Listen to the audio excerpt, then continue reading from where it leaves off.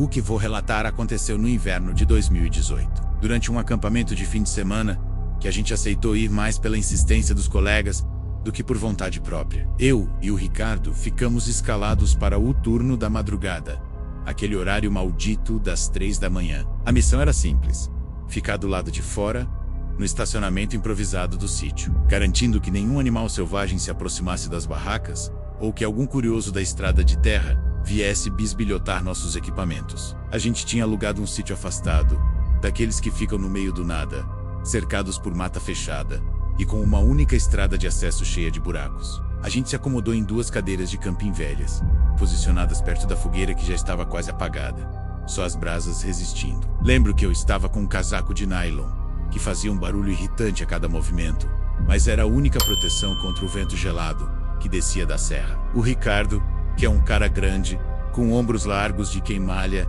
religiosamente, estava encolhido dentro de um colete acolchoado preto, segurando uma caneca de alumínio com um café que já tinha esfriado.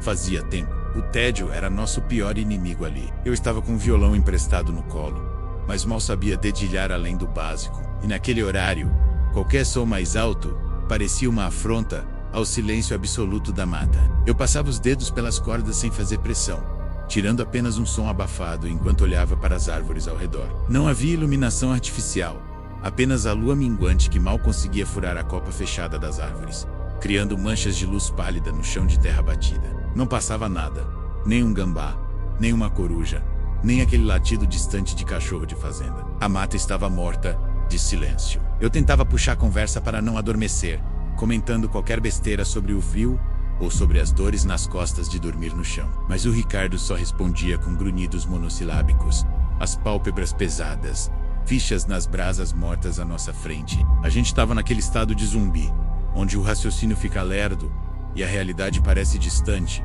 amortecida pelo cansaço. Eu me lembro de pensar no absurdo da situação, ali sentado no meio do mato gelado, vigiando o nada, enquanto poderia estar dormindo quentinho dentro da barraca. Tentei me convencer de que era por uma boa causa, ou pelo menos que renderia pontos com a galera depois. Foi nesse marasmo, nessa quietude quase sólida que envolvia a clareira, que a gente baixou a guarda completamente. Não havia motivo para estar alerta. O perigo na minha cabeça teria a forma de um javali, ou de um grupo de invasores, coisas com as quais a gente saberia lidar, ou no mínimo fugir. Eu não estava preparado para o que quebraria aquele silêncio. O Ricardo bocejou, esticando as pernas compridas para o lado, e o som das botas dele raspando na terra seca soou alto demais. Ele olhou para mim com aquele sorriso cansado de quem está prestes a desistir e entrar para dormir. Abriu a boca para falar alguma coisa, provavelmente sugerindo que a gente revezasse uns cochilos, mas a frase morreu na garganta. A expressão dele mudou.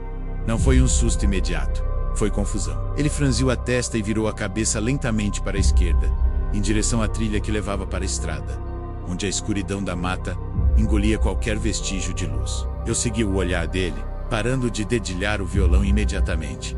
A atmosfera mudou num estalo. Aquela paz entediante que eu estava amaldiçoando segundos antes se desfez. Fiquei alerta na hora. No começo, jurei que fosse o vento batendo algum galho seco contra outro. Era um som irregular que vinha e ia, mas não tinha o ritmo caótico de uma rajada de ar. Começou baixo, quase imperceptível, misturado ao farfalhar distante das folhas, mas logo se transformou num som que fez meus dentes cerrarem. Não era madeira nem plástico, era metal, algo pesado, sendo arrastado contra pedras e terra compactada da trilha. Um rangido longo e estridente. Silêncio. O atrito voltava. Um intervalo de 2, talvez 3 segundos. E o som se repetia. Parecia o barulho de correntes sendo arrastadas no chão. Mas não havia nada que justificasse aquele som ali. Só aquele ruído seco, ritmado, ecoando entre as árvores, como se estivesse dentro da minha própria cabeça. Olhei para o Ricardo, esperando que ele fizesse alguma piada, que dissesse que era algum animal arrastando lixo. Mas ele não riu. A caneca tinha parado no meio do caminho até a boca, e ele estava com a cabeça levemente inclinada, tentando identificar de onde vinha aquilo. A gente não precisou trocar uma palavra para saber que o pensamento era o mesmo. Aquilo não estava certo. Tentei racionalizar, forçando meu cérebro a buscar qualquer explicação lógica que não envolvesse o medo que começava a brotar no meu estômago. Pensei que pudesse ser algum morador rural, arrastando ferramentas ou talvez algum animal preso em arame farpado. Mas eram 3 da manhã e o som não vinha de dentro de uma propriedade. Ele tinha eco de lugar aberto, exposto, de algo que estava na trilha desprotegido. O pior não era o barulho em si, mas a falta de direção. Uma hora parecia vir da esquerda, da parte mais baixa da mata. No instante seguinte, o eco rebatia e parecia vir da direita, subindo a encosta. Era como se a fonte do som estivesse zigue-zagueando, indo de uma margem da trilha para outra, sem um trajeto linear. Aquilo me deixou tonto, com uma sensação de vertigem, como se meu equilíbrio não conseguisse processar onde estava o perigo. O Ricardo se levantou devagar, sem fazer barulho, deixando a caneca no chão. Ele limpou as mãos nas calças num gesto nervoso. Eu fiz o mesmo, largando o violão, encostado numa árvore. A gente ficou ali, 2 marmanjos parados na clareira, esticando o pescoço na direção da escuridão, tentando ver o que os ouvidos já denunciavam. A cada repetição daquele arrastar, senti uma vontade louca de correr para dentro da barraca, fechar o zíper e fingir que não era comigo. Mas havia aquela pressão social, aquela vergonha de parecer covarde na frente do amigo. Além disso, a gente estava ali para vigiar. Se fosse um animal perigoso ou um invasor, a gente tinha que pelo menos alertar os outros. Foi quando o ritmo mudou. O som ficou mais nítido, mais áspero, como se o metal estivesse agora raspando em pedra pura, não mais na terra.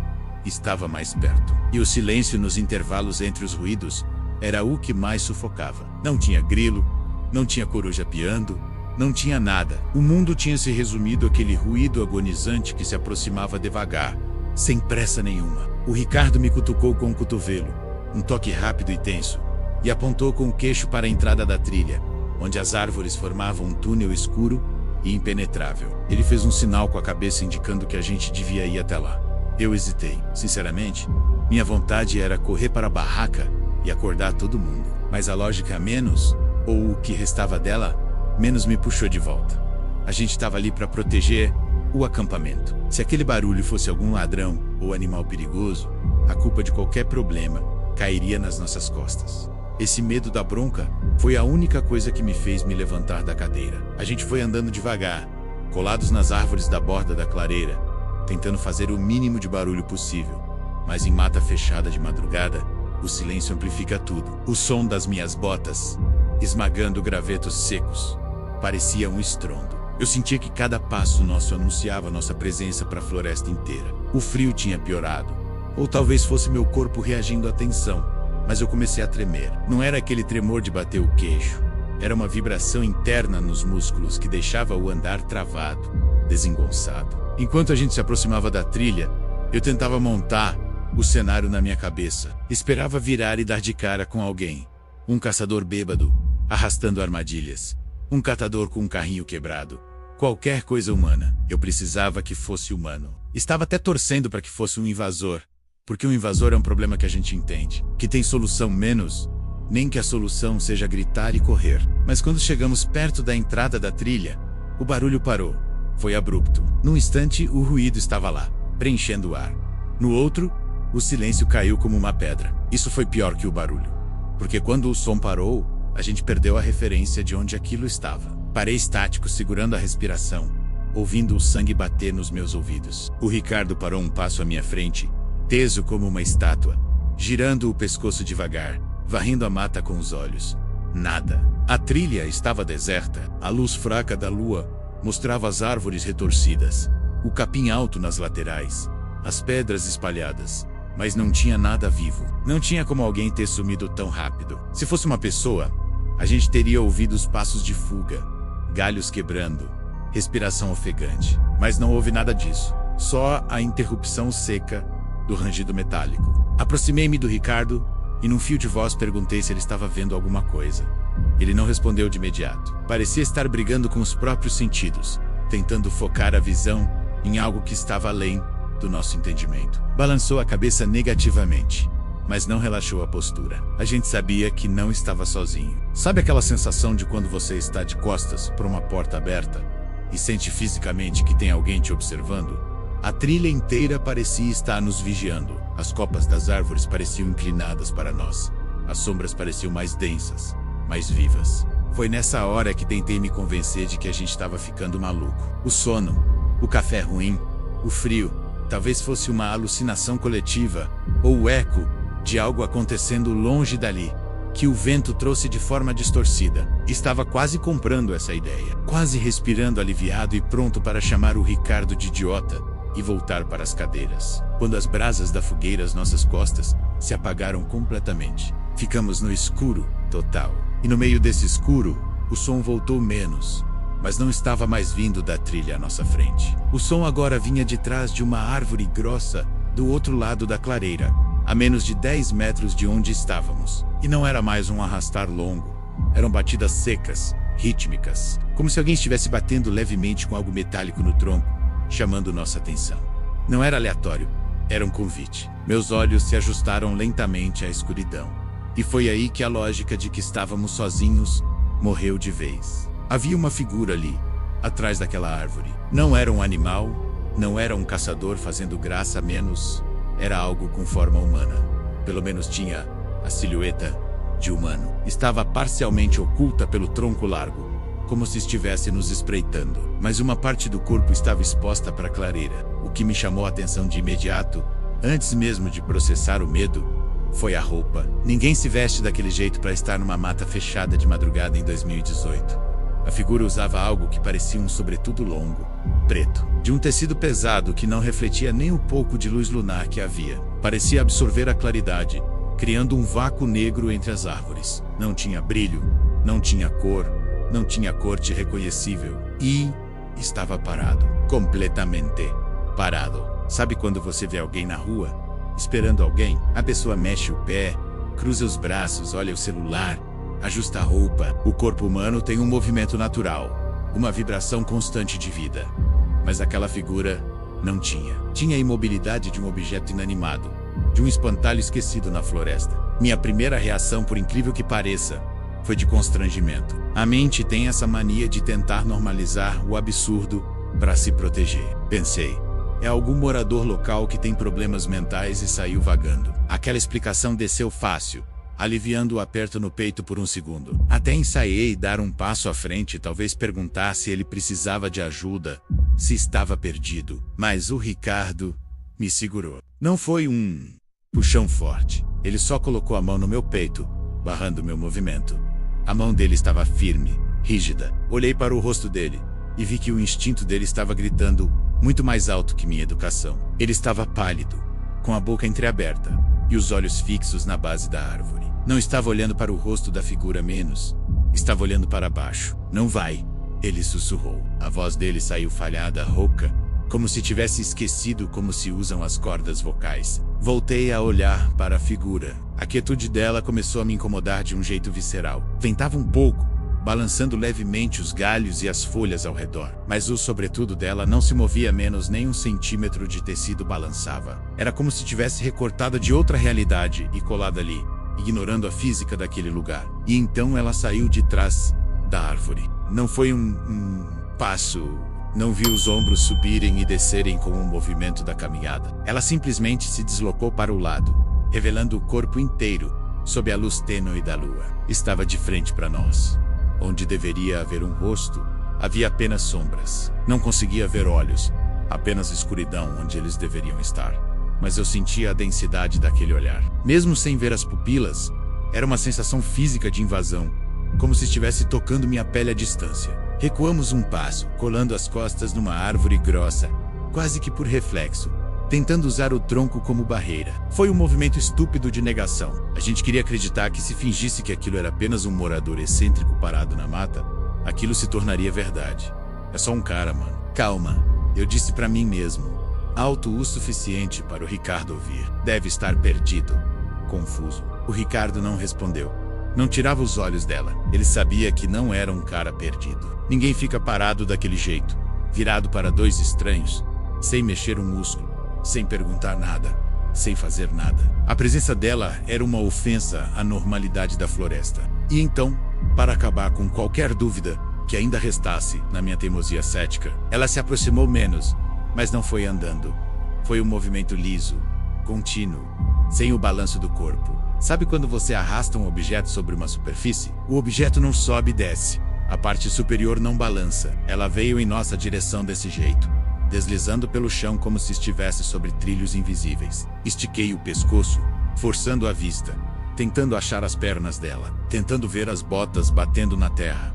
Qualquer coisa que me devolvesse a sanidade. Mas quando ela passou por uma faixa de luz lunar mais forte, a uns 15 metros de nós, a realidade se partiu ao meio. A barra do sobretudo preto terminava de forma irregular, e abaixo dela não havia nada tocando o chão. Havia um espaço, um vão de uns 15 centímetros, entre a orla do tecido e a terra coberta de folhas secas. Ela não estava andando, estava suspensa, e não era um flutuar leve e etéreo. Era algo errado, grotesco, como se fosse um corpo morto sendo sustentado por fios invisíveis. Os pés dela, se é que existiam debaixo daquela roupa, estavam inanimados, pendurados. A física, a gravidade, tudo aquilo que a gente aprende que é imutável, simplesmente não funcionava para ela. Senti o sangue drenar do meu rosto.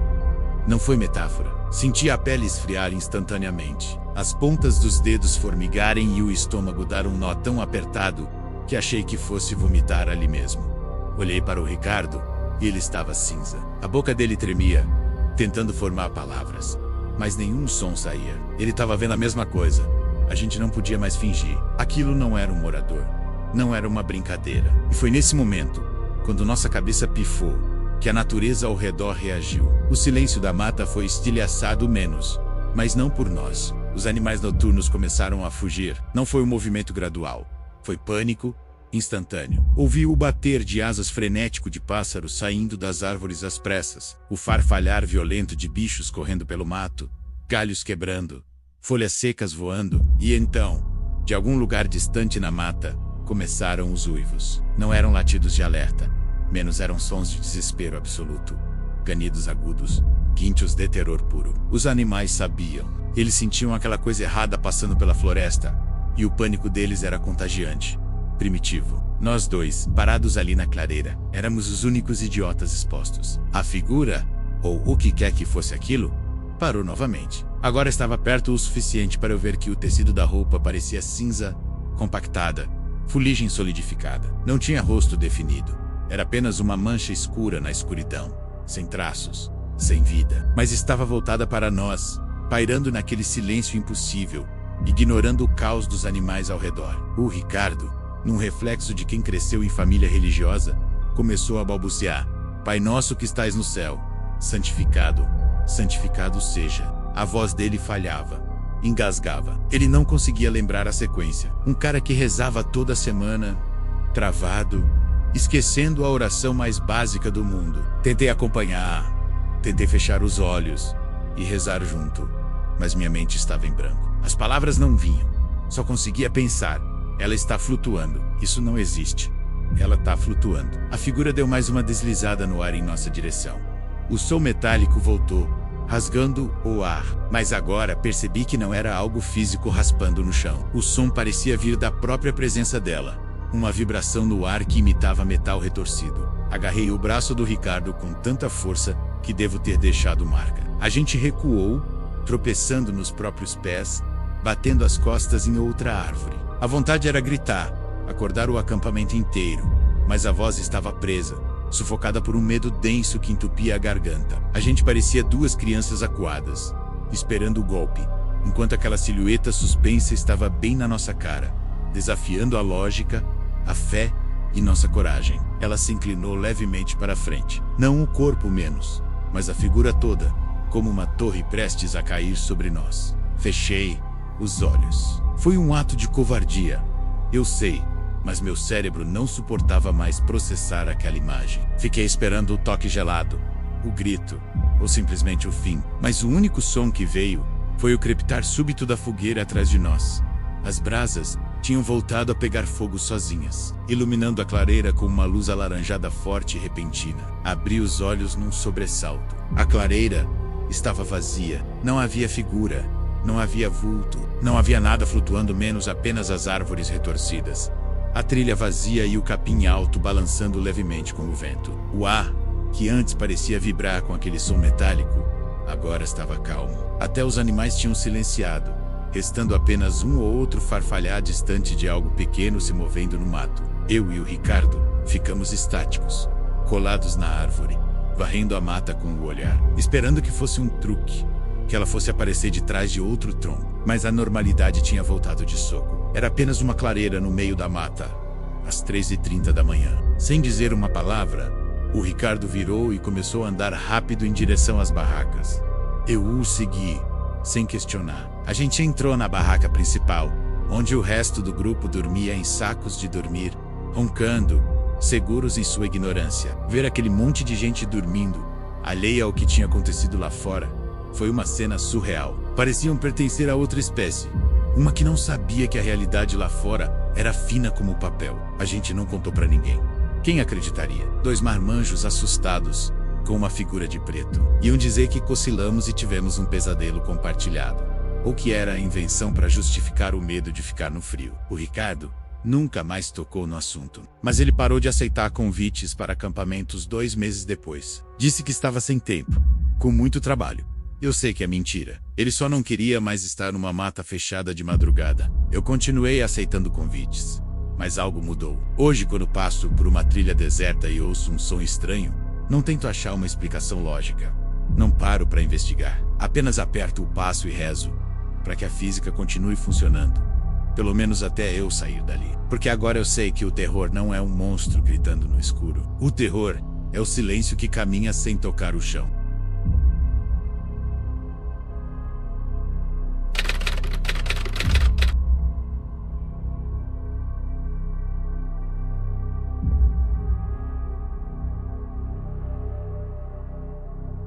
A gente sempre acha que o que viveu não é assustador o suficiente para os outros. Ou pior, tem aquele receio bobo de que, ao falar em voz alta, a gente acabe convidando as coisas de volta. Mas ouvindo os relatos da semana passada, senti que precisava tirar isso do peito. O que vou contar não tem monstros debaixo da cama, nem casas mal assombradas caindo aos pedaços. O terror, para mim, veio embalado em tédio e papelão barato. Numa época em que a gente não tinha muito para fazer, além de olhar para o teto e imaginar coisas. Isso aconteceu por volta de 1997. Eu tinha uns 18 anos e morava sozinho com meu avô, o seu Osvaldo, num bairro residencial daqueles que estavam começando a crescer na Zona Oeste. As ruas ainda eram mal asfaltadas e a iluminação pública era daquelas amarelas, fracas, que deixavam mais sombras do que luz. Meu avô trabalhava como vigia noturno num depósito de materiais de construção. Entrava às 22 horas e só voltava quando o sol já estava alto. Isso significava que a casa era meu reino particular, mas também minha prisão solitária. Desde o anoitecer até a manhã seguinte. A nossa casa era simples, com aquele quintal cimentado na frente e grades altas no portão, como quase todas as outras da rua. Eu tinha uma rotina sagrada. Preparava a marmita dele. Ele batia no meu ombro com aquele cheiro de tabaco e café forte e saía. O ruído do portão de ferro correndo no trilho e o estalo seco do cadeado, sendo trancado por fora, eram o sinal. A partir daquele instante, o silêncio tomava conta. E não era um silêncio de paz. Menos era aquela ausência de som que faz o ouvido zumbir. Onde você começa a prestar atenção no estalo da madeira do telhado esfriando, ou no motor da geladeira ligando na cozinha. Eu não tinha irmãos, e a televisão pegava mal, sempre com chuvisco na imagem. Sem computador, sem celular. O tédio era algo físico. Uma coisa que sobrecarregava os ombros. Eu passava as noites lendo gibis velhos, ouvindo rádio baixo, para não chamar a atenção da rua. Foi nesse vácuo de atividades que tive a péssima ideia de passar na papelaria do bairro voltando da escola. Não era uma loja esotérica, menos longe disso. Era aquela papelaria clássica que vendia caderno, cartolina, caneta e uns brinquedos de plástico pendurados em ganchos. E lá, numa prateleira empoeirada ao fundo, estava ele. Não era um tabuleiro de madeira nobre, invernizado como a gente vê nos filmes americanos. Era um jogo de tabuleiro comum, uma caixa fina com um desenho meio genérico de símbolos e letras góticas. Custava o troco do lanche. Comprei achando que seria divertido. Uma bobagem para passar o tempo, igual fazer aquelas brincadeiras de invocar espíritos que todo mundo comentava no colégio. Cheguei em casa naquela tarde sentindo uma empolgação boba. Aquela adrenalina de quem está fazendo algo levemente proibido. Esperei meu avô sair para o trabalho. Cumpri todo o ritual do jantar. Dei tchau para ele no portão e tranquei a porta da sala com as 2 voltas na chave. Quando me vi sozinho, com a casa mergulhada naquele silêncio, tirei o jogo da sacola. Ele cheirava a papelão novo e cola. O tabuleiro era dobrável, impresso num papel brilhante colado sobre uma base rígida. A peça indicadora, a planchete, acho que é assim que chamam, menos era um triângulo de plástico preto com um feltro embaixo, para deslizar melhor. Por achar inofensivo, parecia um jogo de damas ou xadrez. Eu não tinha ideia de que estava segurando um convite aberto para a desgraça. Apaguei a luz principal, deixando apenas o abajur do canto ligado, o que criava uma luz laranja na sala, e sentei no piso gelado de cerâmica, cruzando as pernas. Coloquei o tabuleiro na minha frente. O plástico do triângulo estava frio sob a ponta dos meus dedos. Eu ri, uma risada nervosa que morreu rápido, engolida pelas paredes vazias. Tem alguém aí? Perguntei só para testar, e fiquei esperando, sentindo o coração disparar enquanto olhava para as letras imóveis. Nas primeiras noites, a única coisa que recebi de volta foi uma cãibra terrível nas pernas e a sensação de que eu era a pessoa mais idiota do mundo. O triângulo ficou lá parado, um pedaço de plástico preto sobre um papelão colorido. Eu empurrava de leve, fingindo que ele andava sozinho, tentava me assustar, mas no fundo sabia que era só eu movendo a mão. Guardei tudo na caixa com uma frustração meio amarga, pensando que tinha gastado o dinheiro do lanche à toa. Mas o tédio é uma força curiosa. Na noite seguinte, lá estava eu de novo. E na outra também virou uma espécie de ritual para matar as horas mortas da madrugada. Eu desligava a TV, buscava uma daquelas velas brancas comuns que a gente guarda na gaveta da cozinha para quando falta luz, não por mística nem nada, mas porque a luz amarela da sala me dava dor de cabeça e a vela deixava tudo com um ar mais teatral, mas interessante. Eu fechava a cortina de tecido bege para nenhum vizinho bisbilhoteiro ver o neto do seu Osvaldo sentado no chão fazendo bruxaria. E foi lá pela quarta ou quinta vez que a coisa mudou de figura. Não foi nada explosivo, nenhum copo estourando ou vento gélido soprando a chama. Foi sutil. Eu estava com as pontas dos dedos indicador e médio pousadas levemente sobre o cursor, mal encostando, respirando bem devagar. De repente, a peça deslizou. Não foi um tranco.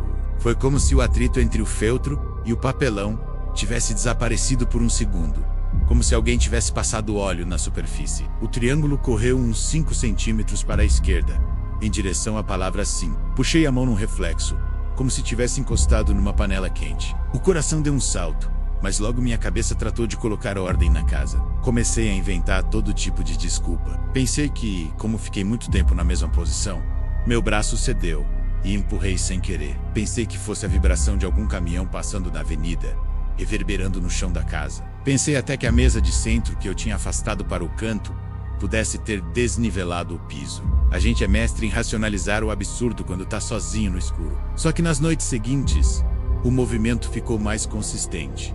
Era um arrastar lento, áspero, o som do feltro roçando no papelão. Um ruído de atrito baixinho. Começou a ser o único barulho na sala. Eu fazia perguntas simples, coisas que eu já sabia a resposta, tipo: meu avô vai chegar cedo hoje? Ou vai chover amanhã? E o tabuleiro acertava. Mas claro, eu pensava, ele acerta porque eu sei a resposta. É o meu subconsciente. Li em algum lugar numa revista que a gente move os músculos involuntariamente quando quer muito que algo aconteça. Era o efeito idiomotor, ou qualquer nome científico que me fizesse dormir tranquilo. Eu estava tão focado em provar para mim mesmo que era tudo mentira, que ignorei como o ambiente da casa estava mudando. Não percebia que a chama da vela, que antes ficava parada, agora oscilava como se tivesse alguém respirando perto de mim. Ignorei o fato de que meus dedos formigavam, uma sensação de dormência que subia pelos pulsos toda vez que eu tocava naquele plástico. Eu tratava aquilo como um brinquedo, um espelho da minha própria mente. Até a noite em que o tabuleiro me contou algo que eu não tinha como saber.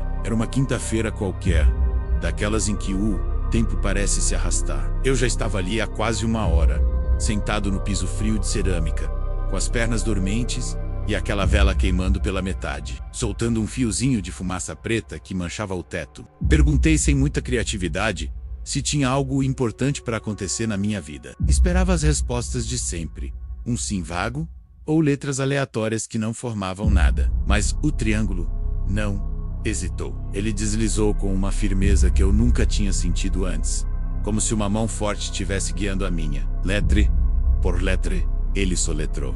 THIAJU. Parei um pouco franzindo a testa. Tiago. O nome me trouxe uma lembrança estranha. Uma mistura de saudade e daquele afastamento natural que acontece na adolescência. Éramos amigos próximos no fundamental. Daqueles de jogar bola até escurecer e dividir figurinhas. Mas no primeiro ano do ensino médio, ele mudou de escola. Ouvi dizer que tinha ido morar com um pai em outra cidade depois do divórcio dos pais. Fazia mais de 2 anos que a gente não trocava uma palavra, nem um oi na rua. Eu nem sabia onde ele estava morando direito. Fiquei olhando para o nome dele formado na minha cabeça. Antes que eu pudesse formular a pergunta sobre o porquê daquilo, a peça voltou a se mexer. Foi rápido, riscando o papelão com um som seco. A menos, C menos e menos. D menos e menos N. Menos T, menos e soltei o triângulo. Meus dedos ficaram suspensos no ar, trêmulos. A primeira coisa que senti não foi pavor sobrenatural. Foi confusão total. Por que eu estaria pensando nisso? Minha cabeça dura, sempre pronta para defender a normalidade, entrou em ação atropelando tudo. Você deve ter ouvido alguém comentar na escola e esqueceu. Pensei. Ouviu de longe e guardou sem perceber. Tentei puxar pela memória qualquer conversa recente, qualquer fofoca que eu tivesse escutado nos corredores entre as aulas, mas não veio nada, absolutamente nada. A vida do Tiago era um mistério total para mim, naquele ponto. Perguntei para o tabuleiro, com a voz falhando um pouco. Como você sabe disso? A resposta não veio em palavras. O cursor apenas deslizou devagar até o canto superior, onde havia um desenho de um olho aberto, e ficou lá parado. Nesse momento, senti uma pontada estranha na cabeça. Não era uma dor forte. Era como uma pressão incômoda atrás dos olhos. Uma sensação de peso que me fez fechar as pálpebras com força. Achei que fosse a posição. O chão duro. Ou talvez cansaço. Empurrei o tabuleiro para longe, sentindo uma raiva súbita.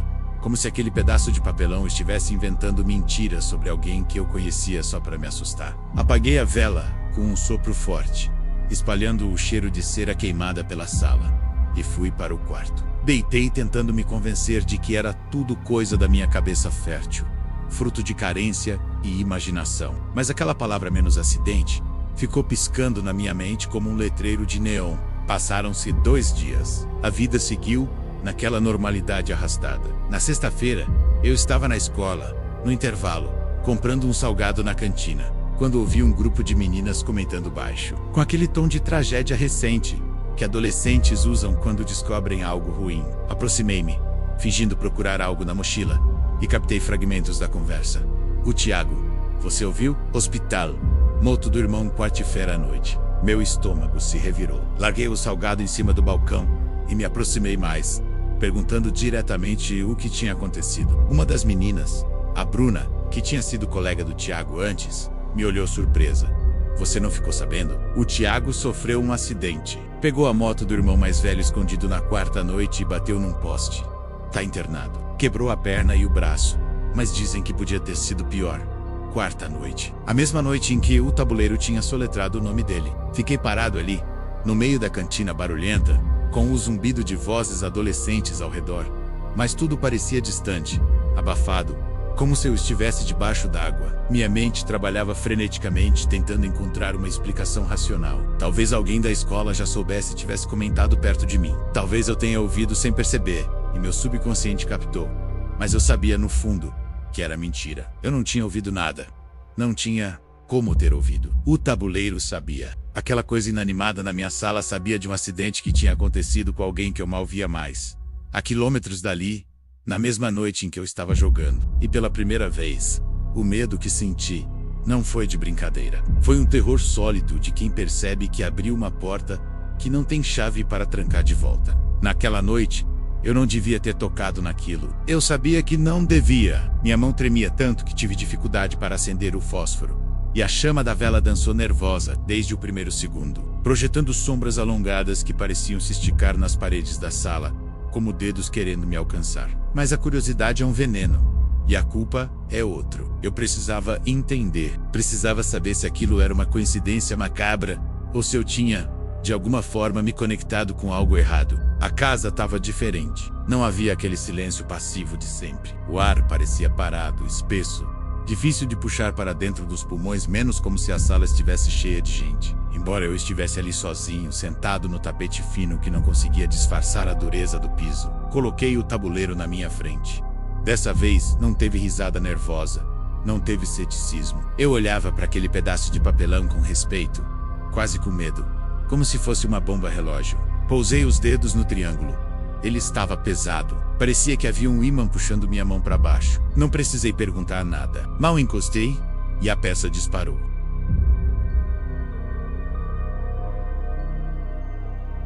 Bem, amigos, esses foram os relatos de hoje. Mas, antes de encerrar, preciso adicionar algo que aconteceu recentemente e que me fez finalmente decidir compartilhar essa história depois de tanto tempo. Faz 3 semanas eu estava voltando para casa depois do trabalho. Era uma noite comum de terça-feira. Nada de especial. Parei no mercado 24 horas para pegar algumas coisas. Estava na fila do caixa quando meu olhar caiu sobre uma prateleira perto da saída. Era uma daquelas seções de brinquedos baratos e bugigangas. E lá, entre jogos de cartas e quebra-cabeças empoeirados, estava ele. Um tabuleiro. Não era o mesmo da minha adolescência, menos a embalagem era diferente. Mais moderna, com cores vibrantes e design atualizado. Mas eu reconheci imediatamente o que era. As mesmas letras em arco, os mesmos símbolos, o mesmo triângulo de plástico visível, através da caixa transparente. Meu coração disparou. Minhas mãos começaram a suar. Era como ver um fantasma do passado materializado numa prateleira de mercado barato. Paguei minhas compras rapidamente e saí. Mas algo me fez parar do lado de fora.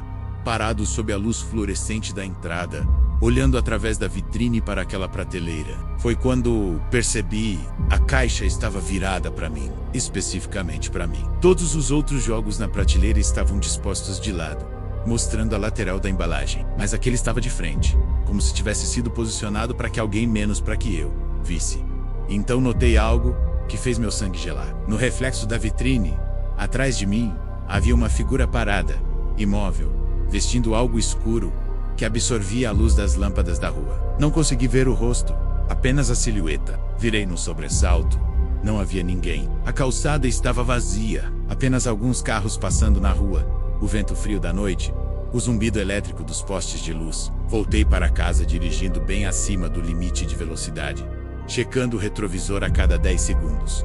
Tranquei todas as portas e janelas. Liguei todas as luzes da casa. E ali, sentado na sala, menos naquela mesma sala onde meu avô costumava ler o jornal. Naquela mesma sala onde anos atrás eu tinha feito a pior escolha da minha vida. Percebi algo na estante de livros entre 2 volumes que eu não mexia há anos. Havia uma caixa fina de papelão. Aproximei-me devagar, o coração martelando no peito. Não era a mesma caixa que eu tinha destruído e jogado no lixo há 25 anos. Não podia ser, mas quando peguei e virei para ver a frente, era idêntica. Até o mesmo design antigo, o mesmo papel desbotado, as mesmas letras góticas.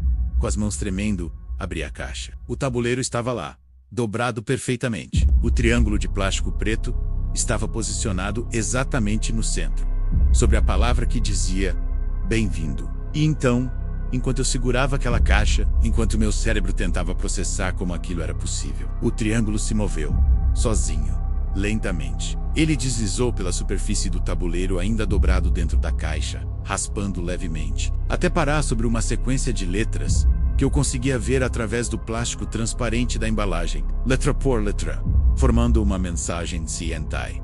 S.U.A. Larguei a caixa no chão. Ela caiu com um baque surdo, o tabuleiro se espalhando pelo piso da sala. E então, cada luz da casa apagou ao mesmo tempo. Blackout total, mas não era falta de energia. Lá fora, as luzes da rua continuavam acesas. As casas dos vizinhos continuavam iluminadas. Era apenas a minha casa mergulhada na escuridão. E no meio dessa escuridão, ouvi Aquel Psalm, aquele maldito som que eu não ouvia há mais de 2 décadas. O arrastar áspero do feltro contra o papelão. O cursor se movendo sozinho no tabuleiro, espalhado no chão da minha sala. Na escuridão completa, eu não conseguia ver o que estava sendo soletrado, mas conseguia ouvir cada movimento, cada pausa, cada letra sendo escolhida com aquela precisão deliberada e maliciosa. E então, tão abruptamente quanto apagaram, as luzes voltaram. O tabuleiro estava no chão, espalhado, com o triângulo no centro, mas agora havia algo mais. Fotografias, várias fotografias antigas, do tipo Polaroid desbotado, espalhadas ao redor do jogo. Aproximei-me, ajoelhando no chão frio, e peguei a primeira foto. Era do Thiago, mas não era uma foto que eu conhecia. Era dele no hospital, deitado na cama, com os aparelhos conectados, horas antes de morrer. A foto tinha um ângulo estranho, tirada do Shima, como se alguém estivesse flutuando sobre a cama dele. A segunda foto era da sala da minha antiga casa. A mesma sala onde eu costumava jogar, mas era tirada de um ângulo que não fazia sentido, do canto do teto, olhando para baixo, para um adolescente sentado no chão com um tabuleiro na frente. Eu, aos 18 anos, sozinho, mas no reflexo da janela. Atrás de mim, havia uma silhueta escura, parada, observando. As outras fotos eram piores. Eram de lugares que eu tinha morado ao longo dos anos. Do meu quarto na faculdade, do meu primeiro apartamento, da casa onde morei com minha ex-esposa. Todas tiradas do mesmo ângulo impossível, sempre do Tima. Sempre à noite, sempre mostrando eu dormindo, trabalhando, vivendo minha vida. E em cada uma delas, em algum canto, em algum reflexo, estava aquela silhueta, observando, esperando. A última foto não era uma fotografia comum. Era mais recente, digital, impressa, em papel fotográfico moderno. Era de hoje, desta manhã. De mim saindo de casa para o trabalho. E escrito à mão no verso, com uma caligrafia que parecia ser feita por alguém segurando a caneta de forma errada. Estava: nós nunca terminamos nossa conversa. Tô escrevendo isso agora, às 3h15 da manhã. Não consegui dormir. Não vou conseguir dormir. O tabuleiro ainda está no chão da minha sala. Eu tentei jogar fora de novo, mas quando coloquei no lixo e voltei para dentro, ele estava de volta na estante. Tentei queimar, mas o isqueiro não funcionava. Os fósforos não acendiam. Nada funcionava perto dele, porque ele não quer ser destruído. Não desta vez. Ele quer terminar o que começamos há 25 anos. E o pior de tudo, a cada noite, quando estou quase pegando no sono, ouço aquele som vindo da sala. O feltro raspando no papelão. O cursor se movendo sozinho, formando palavras que eu não tenho coragem de ler. Mas esta noite foi diferente. Esta noite, pela primeira vez em décadas, ouvi passos. Passos que não tocam o chão, mas que fazem a madeira ranger mesmo assim. Passos que vêm do corredor, se aproximando lentamente do meu quarto. E agora, enquanto escrevo isto, enquanto tento registrar tudo antes que seja tarde demais, eu ouço. A maçaneta da minha porta está girando lentamente. Eu a tranquei. Eu tenho certeza que tranquei, mas ela está girando mesmo assim. E do outro lado, no corredor escuro, ouço aquela voz que não é bem uma voz menos. É mais como o som de metal raspando em vidro, tentando formar palavras humanas. Você me convidou. A porta está se abrindo. Eu não devia ter contado essa história. Não devia ter escrito isso. Porque ao relembrar, ao colocar em palavras, ao reviver cada detalhe daquela noite há 25 anos, eu acho que acabei de fazer um novo convite. E desta vez, não é apenas uma visita, é uma cobrança. Bem, amigos, esses foram os relatos de hoje. Espero de coração que tenham gostado. Lanço vídeos novos por aqui toda semana e ficarei muito feliz em vê-los nos próximos. Mas antes do ir, deixe-me dar um conselho. Se você encontrar um daqueles jogos antigos de tabuleiro, aqueles que prometem contato com o outro lado, não importa o quão entediado você esteja, não importa o quão curioso você fique, deixe-o na prateleira, porque alguns convites, uma vez aceitos, nunca expiram. E algumas portas, uma vez abertas, nunca podem ser completamente fechadas. Agora na tela, estou deixando outros 2 bons vídeos que certamente irão gostar. Um abraço e cuidado com o que você convida para entrar na sua casa. Eu te vejo por lá.